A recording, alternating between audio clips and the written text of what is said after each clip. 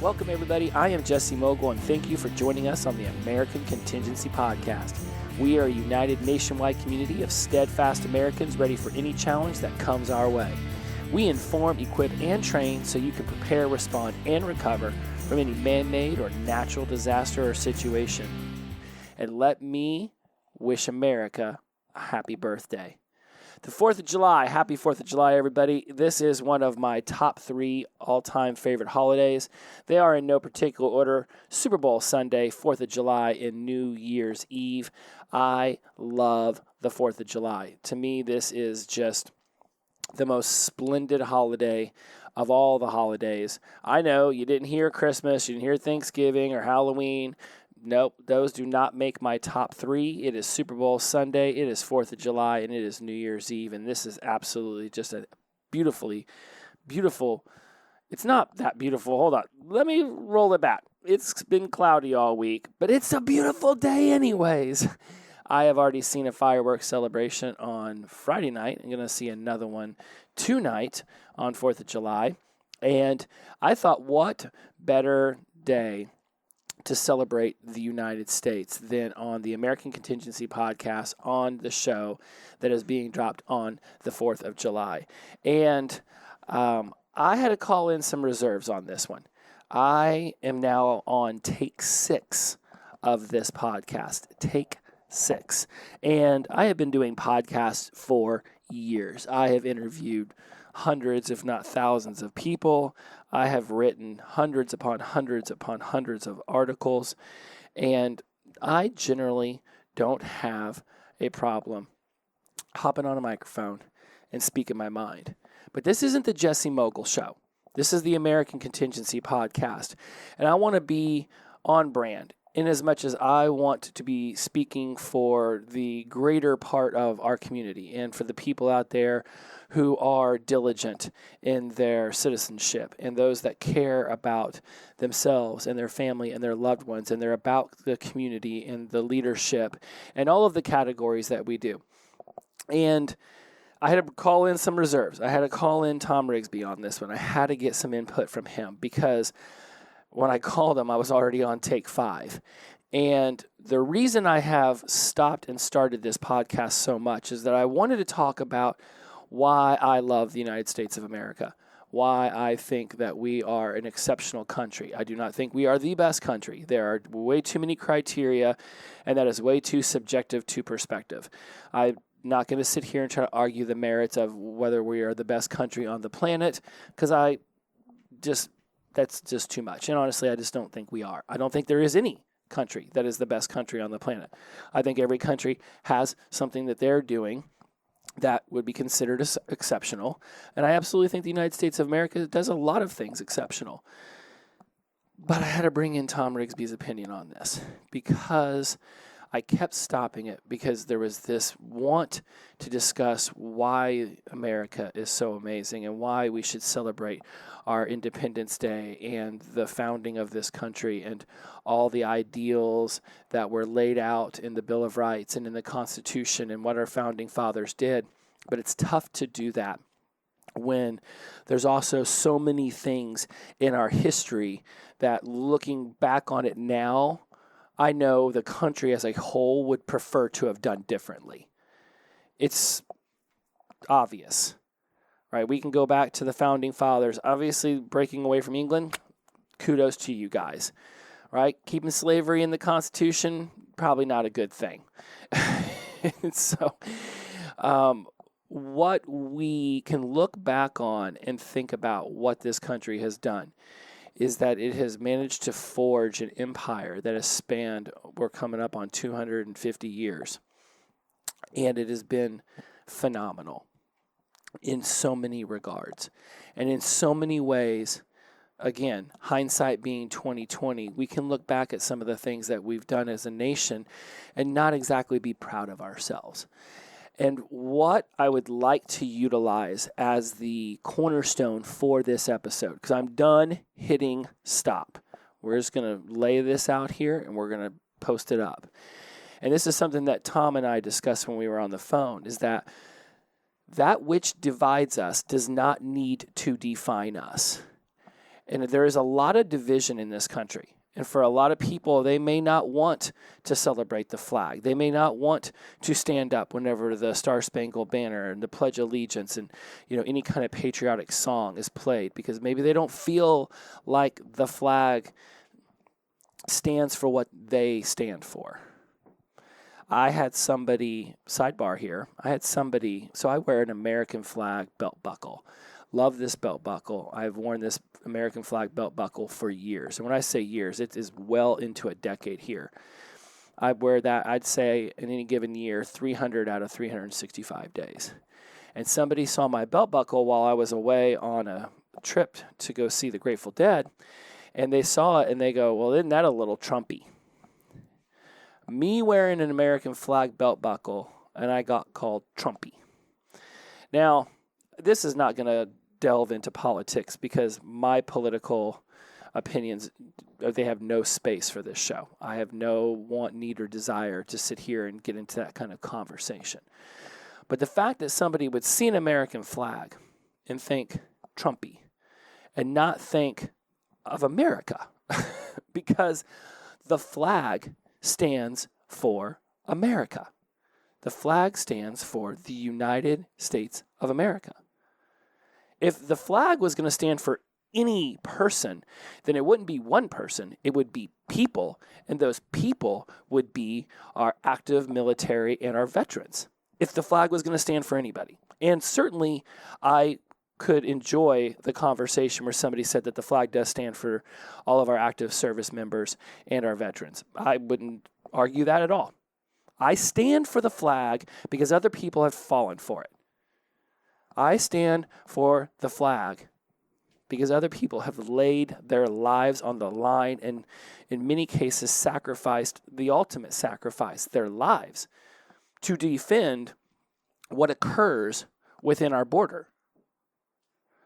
Tom said something else interesting when we were on the phone, is that he was talking to one of his military friends, and they said, I've got very strong opinions about people who burn the flag.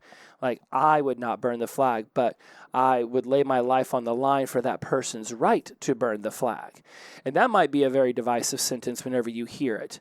But that's what people have laid their lives on the line for, is for us to have the freedom of speech, to have the freedom to bear arms, to have the freedoms that if they don't want to stand during the Pledge of Allegiance, during any of these songs that are played before sporting events, that they won't be dragged out of their house, whisked away to an internment camp while their family sits there and cries and begs for them to come home. We live in a country where we give people these inalienable rights of life, liberty, of pursuit of happiness. Now, of course, we can look back at our history and we can say, didn't do this part very well and didn't do that part very well. And certainly, I cannot sit here and try to argue pro-slavery. That's a wicked thing that humans have done since the dawn of time. That does not make it right. Just like my dad used to say, well, if everybody's going to jump off the bridge, are you going to jump off the bridge? No, Dad, I won't jump off the bridge with the rest of the bridge jumper offer people. So just because other civilizations had done it didn't mean that we should have done it, but it was something that was done, and now we're sitting here paying the price for it and seeking ways to bring our entire country together. And I think that's what the flag stands for.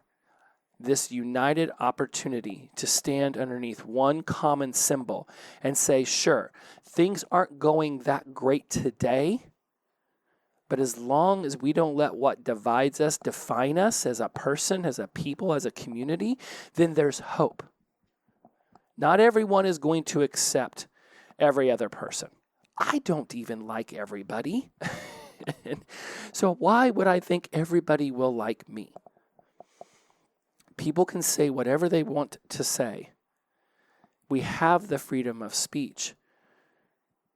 But we also have the freedom of the consequences that come with that speech. People can say whatever they want to. Twitter, Instagram, Facebook, any of the social medias. Hell, you can go on Reddit and just freak out at people. You can go on Quora and write whatever you want. You can print up a flyer if you want, calling me a dodo head, and push it out of airplanes so that the whole country gets a chance to read about why I'm a dodo head. Great. But if other people don't think I'm a dodo head and they want to sit there and push other flyers outside of the airplane and then they want to be upset with you, that is their freedom to also not accept what you've said and be free to say what they want to say. Where our division is beginning to become so rooted in the unhealthy and the undesirable is the fact that we don't just sit down with someone and talk with them and figure out why is it that they have this point of view. What is going on in their world that created this point of view? Because when we come out as babies, we're relatively a blank canvas.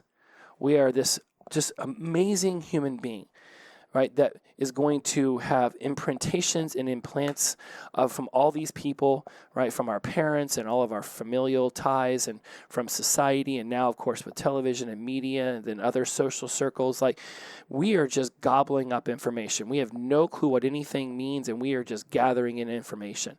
And we're doing this, 0 to 7, and then we start to match and model, and then we're trying to stay in the tribe, and we all know about the terrible twos and the whole deal, right? And so we're just trying to figure out where we are in this world. And we're just taking all this information in. People are going to take in different information if they grew up in an inner city versus way out in the country. If they grew up in the Northeast versus in the Pacific Southwest. If they grew up on a gigantic dairy farm in the middle of Texas versus growing up in one of the boroughs in New York City. They're going to have a different perspective of the country, a different perspective of life. They're going to have different values and opinions and beliefs. They may not be so wildly different. We might all still respect others and want to be polite and want to be hardworking. That certainly can just, spread like wildfire throughout an entire civilization. But we might have different ways of communicating with people, different words that we're going to say towards one another, different ways of treating people. Somebody recently told me that people from the West Coast, they're kind. East Coast people are not kind, but they're nice, and West Coast people are nice, but they're not kind. And they told me this story based off this idea that somebody on the East Coast, if you got a flat tire and you needed some help, they'd pull up and be like, "Oh, what'd you do? You're such a dummy. Why'd you drive over that nail? All right, get out your spare. I'll help." All right, not very kind, but they're nice. They're going to help. Whereas people in California on the West Coast would be like, "Oh, I'm so sorry that you got a flat tire." Super nice, but all right, man, peace out. They're not going to help out. Now, that's their own subjective perspective, and I tell you that story simply as a matter of people have this idea of how other people are without ever actually sitting down and taking the time to get to know someone in particular. And our brain inherently wants to generalize things. It just makes things easier. And with the generalizations come the ism, racism and sexism and ageism and all the others. And so when we have this opportunity to celebrate the 4th of July, after everything that I've said, it's that we as a nation have to be committed to the nation continuing. Great empires have fallen because they've gotten up their own ass so much that they forget that we are but a piece of a larger puzzle. The Greeks, the Romans, Attila the Hun, Genghis Khan, the Ottoman Empire, just to name a few off the top of my head, have all had an opportunity to command a great amount of area on this planet. And where are those civilizations now?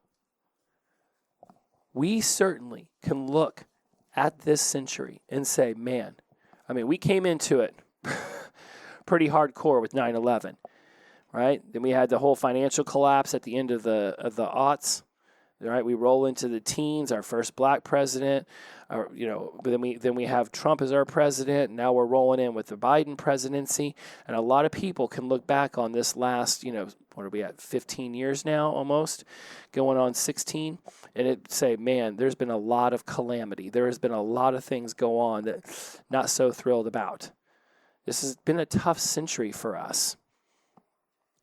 We have to be committed as a nation to sit down at a table with one another and have conversations that might be tough, where we might still walk away not completely agreeing with what the other person has to say, but allowing them the space to say it without canceling them, without trying to denigrate them, without trying to tear them down in social media or destroy their careers or their livelihoods. It's a shame that we live in a country that has been so quick to give so many a second chance, but seems so hell-bent on no longer doing that. Because the second chance seems to be what we've always been built upon. And to take that away, to realize that people can grow, that people can mature, that people can shift their ideas and opinions, to really embrace that's powerful. That's to be celebrated. And tomorrow when the fireworks, I guess it's today, but it's 10:39 on Monday night, so I'll be totally transparent here. It's not quite 4th of July, but it's been 4th of July weekend for me since Friday. When the fireworks go off, when the Star Spangled Banner is played, and people get up and they take off their hats and they put their hands over their hearts, and we think about those that have sacrificed tremendously, whether it was their lives or whether it was their youth, or there was just their mental health to go off and fight in a war so that we could live inside of these borders and we could have these freedoms. There's something powerful about that. When I used to travel overseas and work, I would tell people, I love my country. I love the United States of America. That doesn't mean I love my politicians. That doesn't mean I love all the laws that we have, and it definitely does not mean that I love all of the history that we have played out as a country, because certainly there are things that I'm sure we would take back if we had the opportunity. But Doc Brown and Einstein and Marty McFly aren't rolling in with a DeLorean, and even if they did, it's a two-seater. There's no space for me. We know Einstein's not going to not go. So what am I going to do? Get in the trunk?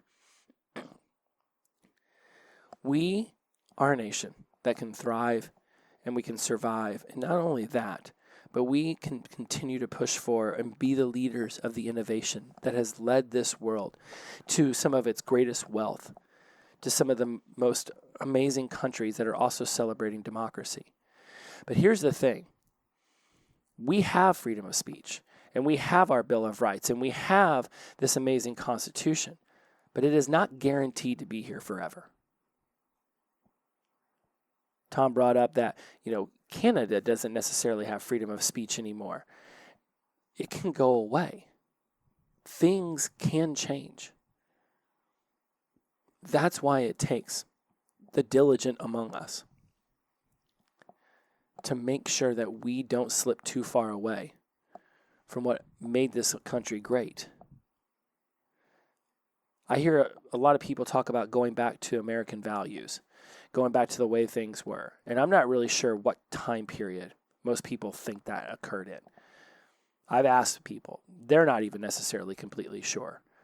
I'm like, so we're talking 1776, 1812, 1847, 1867, 1904, 1929, 1938, 1945, 1962, 63, 71, 76, 1980, 84. When are these people talking about going back to this great country where everything was this perfect, idealized Rockefeller painting? I would love to know where this country was that Rockefeller painting for every single one of its citizens. We haven't attained that. We haven't achieved it. It's something for us to strive for. And when we were asked to get off the bench and do something other than just sit here idly by, watching life pass us by and watch our country fall apart, were we being offered an opportunity to finally empower ourselves? I think so. That which divides us does not have to define us. Our founding principles in our democracy, this liberty of this self-government, the Declaration of Independence, the Constitution, it emphasizes these ideas that despite our differences, we can come together under a shared commitment for democracy, toward freedom. But it takes diligence and it takes work. We don't just get to sit here and act like everything's going to stay hunky-dory if we don't put down some effort. Yes, there is amazing diversity in this country. Our cultural heritages span far and wide.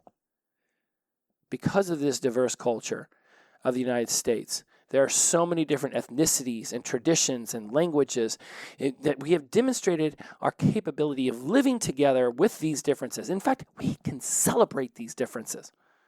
We can appreciate the differences. It enriches our collective identity without defining us solely by our divisions.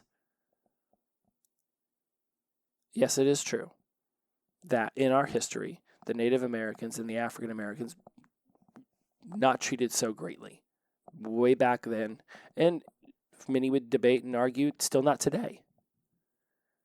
It is because we are this melting pot that people call us the land of milk and honey, that so many people dream of having been born here, that people will risk their lives walking hundreds of thousands of miles or row on some boat across the Mediterranean Sea, hoping that they can set foot in Europe and eventually make their way here.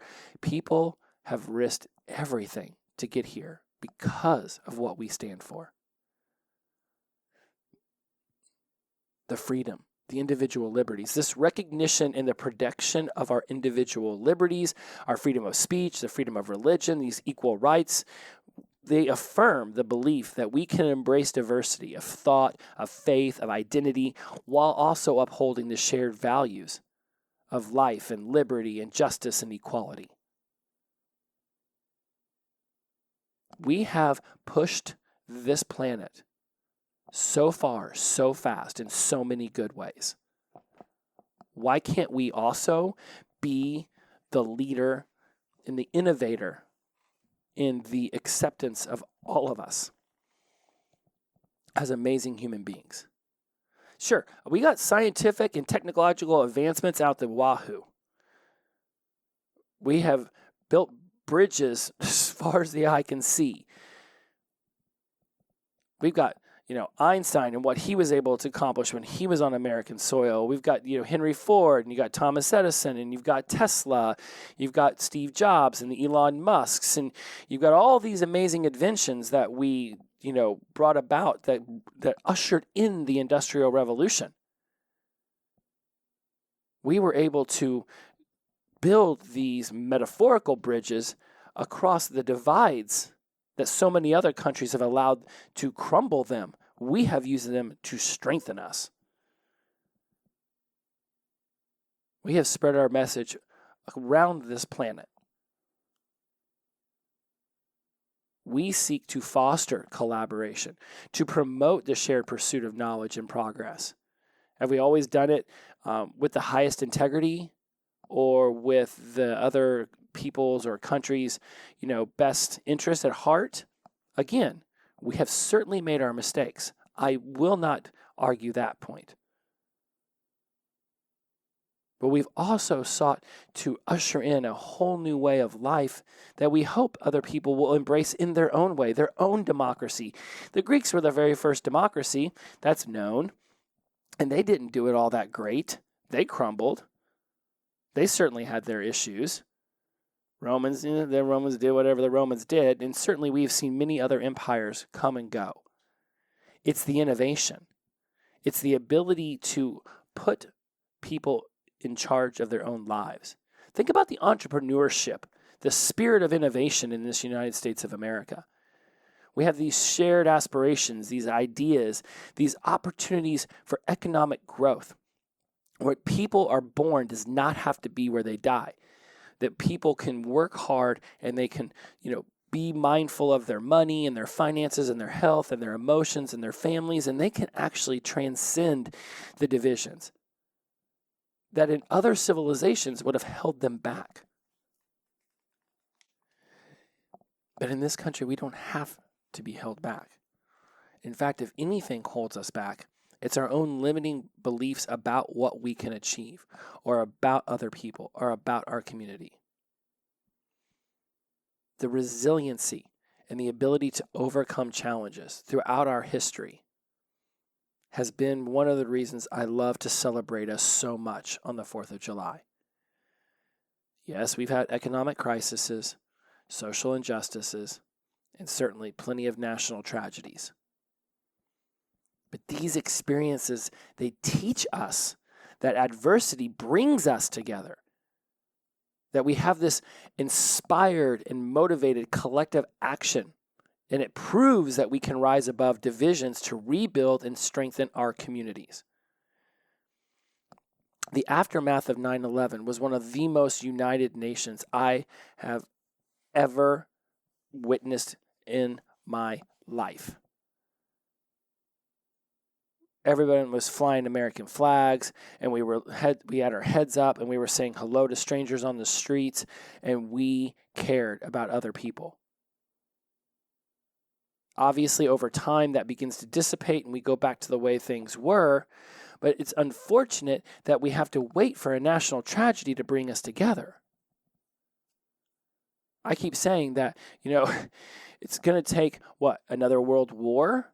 Somebody to actually attack us for this nation to reunite? What's it going to take for the world to unite? It never really has. Are we going to need dinosaur creatures to come out of the depths of the ocean, or some gigantic spaceship to show up and try to gobble up our planet? For us to finally realize that we're all on this spinning rock, seeking out security and safety and food and water and love and connection and contribution and significance and growth. That we're all trying to achieve the same thing through lots of different ways. So in many ways, we're a million times more similar than we are different. The United States of America means the world to me. Sure, I've gotten angry with the country and thought about other places that I would rather live, but there's nowhere I would rather have been born. This isn't the Jesse Mogul Show, and I'm not really sure how I would say this stuff differently if I was on one of my other podcasts, but I'm speaking from the heart. That when I look from border to border and coast to coast, I see a beautiful country. We have some of the most amazing national parks on the planet. We have some of the most innovative cities and people, and we have this desire to create amazing things for ourselves and for one another. The entrepreneurship drive that lives inside of me lives inside many people. And even those that would rather just clock in and clock out and not have to necessarily worry about running a business, they have their own reasons for working as hard as they do to achieve what they do. Generally comes back to family. Generally comes back to God. It comes back to the meaning of life is what we decide it is. Each person can have their own meaning of life. Each person gets to determine what their life gets to mean, what kind of legacy they leave behind. When we work hard for ourselves, and then we go off and we are working hard for our families and for our communities and for our neighborhoods and our cities and for our states and then ultimately our nation. When we put all of this as like a unified front, as a forward motion moving energy, we can change the world in so many amazing ways. It took me 6 takes on this podcast to finally be able to say everything I just have. And I'm not sure if it landed with you as well as it's been landing with me. I've certainly gotten shivers and chills multiple times as I've sat here. That which divides us does not have to define us. Despite our differences, we can find common ground. We can celebrate our shared values. We can work towards a united future.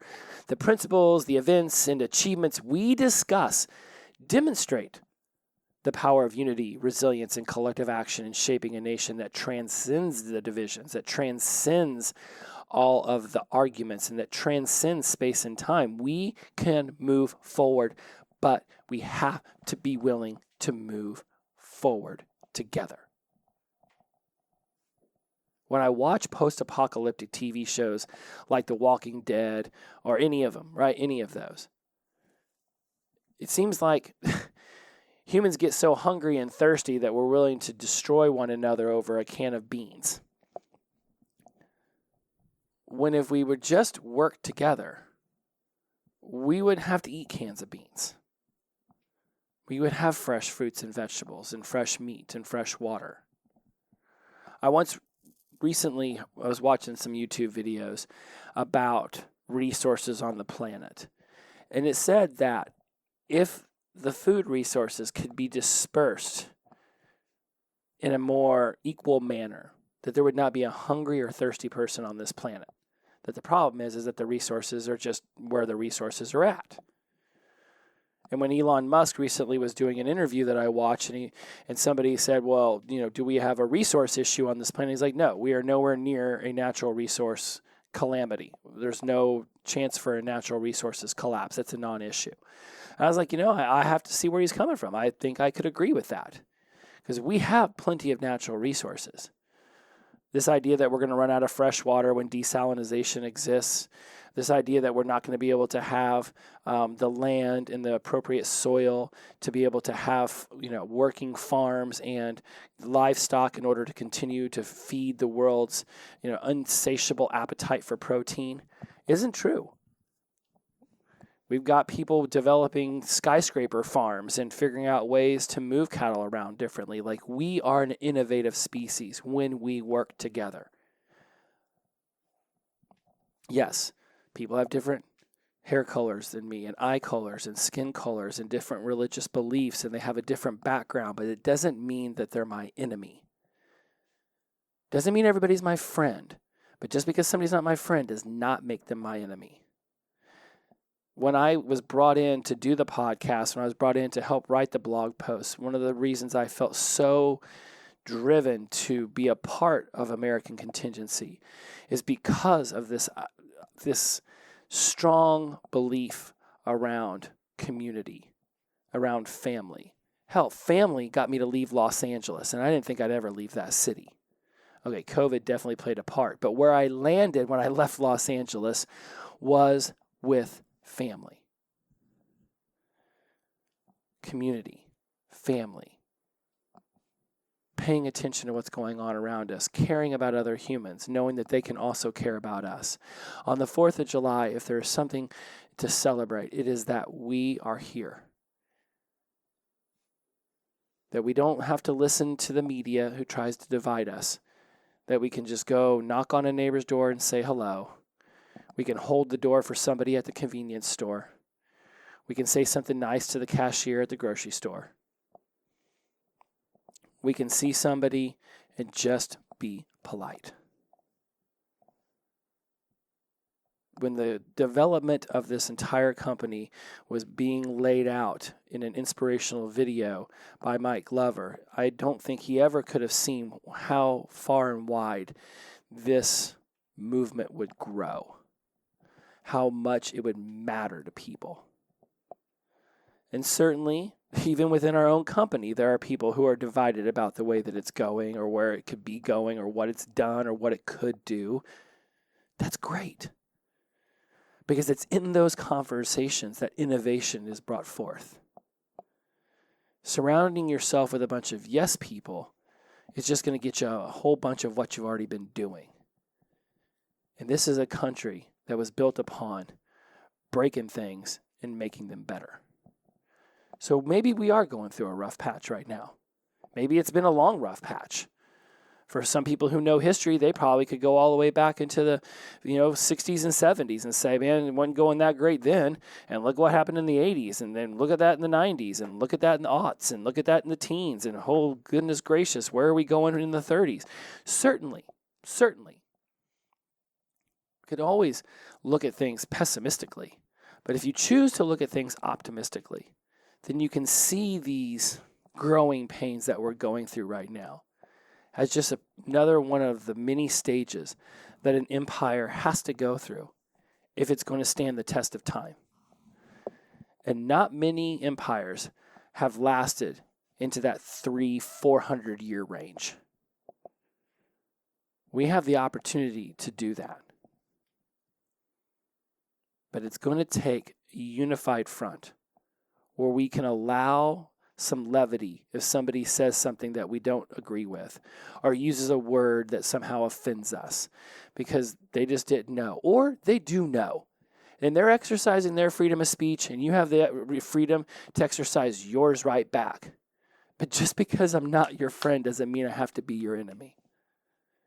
And on the 4th of July, I would just love us all to just stand up when the Star Spangled Banner is played before the fireworks and just sincerely be proud to be Americans. I wear that flag with pride. It's a shame that, one political party is being seen as the American flag wavers over the others. That's not how I choose to experience it. Right now in my office, I can count 1, 2, 3, 4, 5, 6, 7 different American flag things. Multiple pillows, blankets, flags, various coasters and random things with the American flag on them. I am proud to be an American. I have a feeling most of the listeners of this show are as well. And for those that are a little ashamed with the way that things are going right now, that's okay. That's okay. Everything will be all right if we stop screaming at one another and actually take the time to listen. Because what's dividing us does not have to define us. God bless America. Happy 4th of July. I look forward to speaking with you guys again soon. Have a great holiday. Enjoy yourselves. We will be back in 2 weeks. And as always, when you are ready to build the skills, the network, and confidence to be ready for whatever comes next, join us at AmericanContingency.com. Talk to you next time. God bless. Bye-bye.